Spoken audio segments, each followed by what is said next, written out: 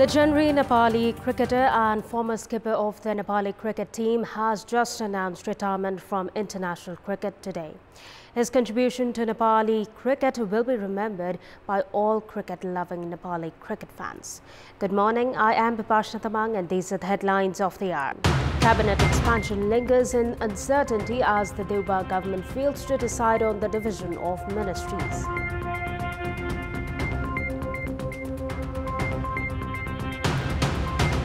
The country reports 23 coronavirus deaths and over 2,200 cases. Health Ministry claims of bringing in additional 10 million doses of COVID-19 vaccine by mid-October.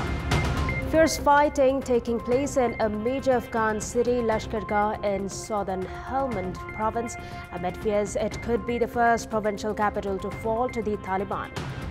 And legendary Nepali cricketer and former captain of the Nepali cricket team, Paras Khadka, announces retirement from international cricket with immediate effect.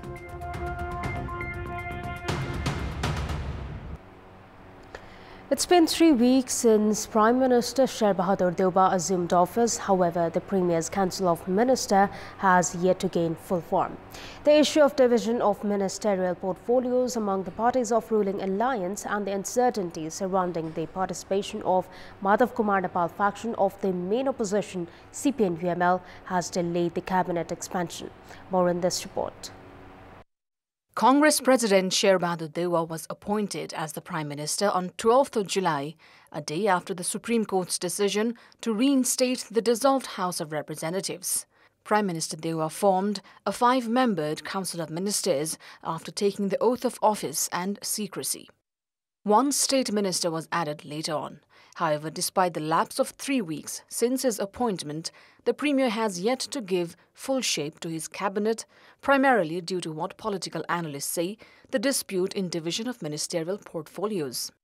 This has directly affected the priority programs of the incumbent government and the future of the ongoing fiscal year's budget that was introduced by the previous government through an ordinance. This has again affected the central bank's plans for the year's monetary policy.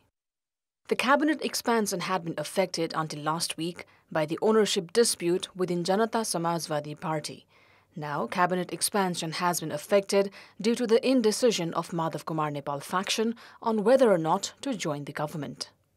The Nepal faction of main opposition CPN UML will join the government as a new party if the leadership faction of the party fails to address their demands. The leadership faction, meanwhile, has yet to come to a conclusion or give a decision to the Nepal faction, delaying further the cabinet expansion works. 23 COVID-19 patients succumbed to the virus yesterday, taking the total death tally in the country to 9,898. Meanwhile, 2,279 tested positive out of 10,613 samples tested through the PCR method yesterday. Kathmandu Valley alone reported 770 cases, which include 556 from Kathmandu district, 115 from Lalitpur and 99 from Bhaktapur. Likewise, 1,925 individuals registered full recovery, taking the recovery tally to 658,122. Meanwhile, the recovery rate now hovers around 94.1%. Out of the total 31,629 active cases, 28,405 are in home isolation, 690 in intensive care units and 175 are being treated with ventilator support. Meanwhile, there has been reports of increasing flow of COVID-19 patients at hospitals across the country. There are also reports that patients with serious condition are having to wait for emergency services. The Health Ministry has said that the country will receive over 10 million doses of COVID-19 vaccine as grant and through procurements by mid-October.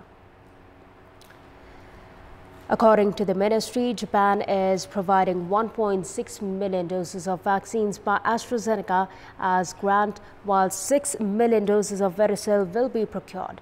Another 1.6 million doses will be provided as grant by China, and 1 million doses procured from India will arrive by mid-October.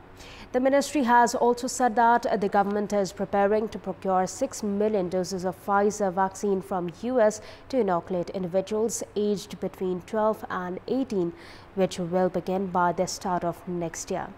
Minister of State for Health Umesh Shrestha, while unveiling 100-day program of the ministry, said that the incumbent government has kept vaccination as its top priority, and also informed that the government will further arrange additional vaccination centers in coming days. State Minister Shrestha during the program informed that the government is doing legworks to publish results of upcoming examinations through internal evaluation, referring to the possible risk of third wave of pandemic. Meanwhile, State Minister Shrestha announced that he will avail no facilities from the state during his tenure.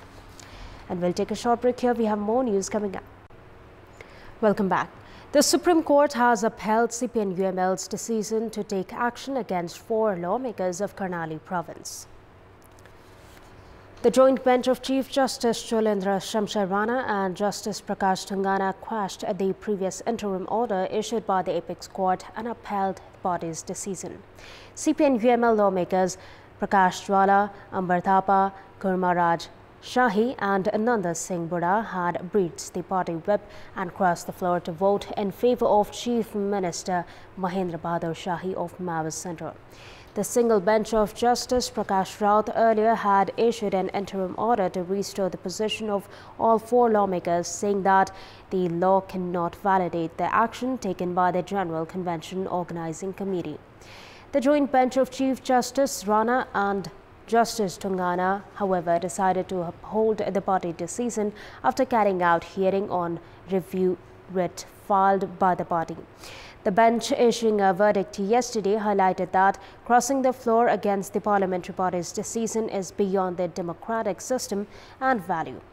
Meanwhile, the Apex Court has refused to reinstate the lost position of 4 former Maoist lawmakers of the House of Representatives.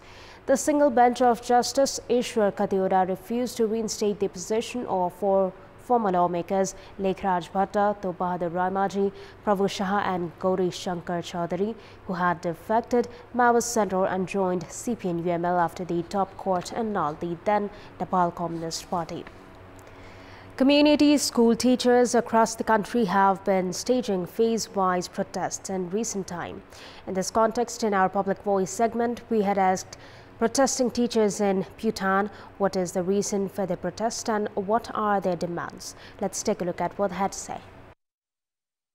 Public Voice. विकासका पूर्वाधारहरुमा शिक्षालाई 1 नम्बरमा राखिन्छ अनि शिक्षामा काम गर्ने जुन शिक्षकहरु हुनुहुन्छ उहाँहरुलाई चाहिँ विभेद गरेर उहाँको मानसिकता नै बिगार्ने जुन सरकारको जुन देखिया छ नीति त्यसलाई चाहिँ तोडेर हैन अब राम्रो खालको शिक्षा प्रणाली पनि विकास गर्नु पर्यो। हामी शिक्षकको मात्रै नभएर देशको समग्र राष्ट्रिय शिक्षा प्रणालीलाई परिवर्तन गर्नुपर्छ। अहिले सम्म 2028 सालको शिक्षा ऐन छ।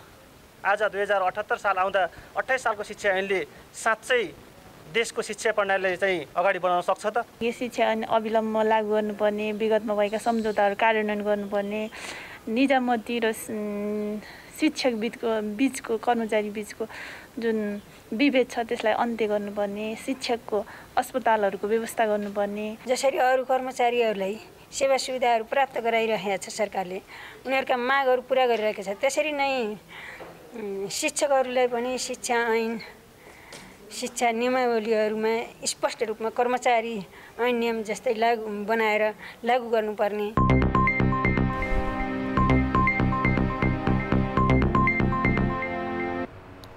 Time now for our segment Public Pulse, where you text us with your opinion. Public Pulse. And here's the question: what should be done to institutions that have avoided paying property taxes for years? Your options are option A, pile pressure, option B, cut their facilities, and option C, excuse them.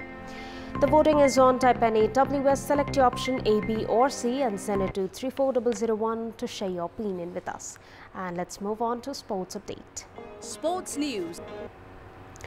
Legendary Nepali cricketer and former skipper of the Nepali cricket team, Paras Khadka, has announced retirement from international cricket this morning. Former skipper Khadka announced his retirement through social media this morning. In his retirement announcement, Khadka said that it was the right time for him to retire from international cricket. He thanked all his coaches, fans and teammates for their support while he played for the national team for the past 18 years. Former captain Khadka started playing for the national team after playing age group cricket representing Nepal in 3 Under-19 World Cups between 2004 and 2008 and winning the Play Championship in 2006. He took over the responsibility of captaining the national cricket team in 2009, taking the team from Division 5 to one-day international status. It will be a big challenge for Nepali cricket to continue his legacy, maintaining his standards and fill his shoes. And that's all for the moment. Thank you for watching. Have a great day ahead.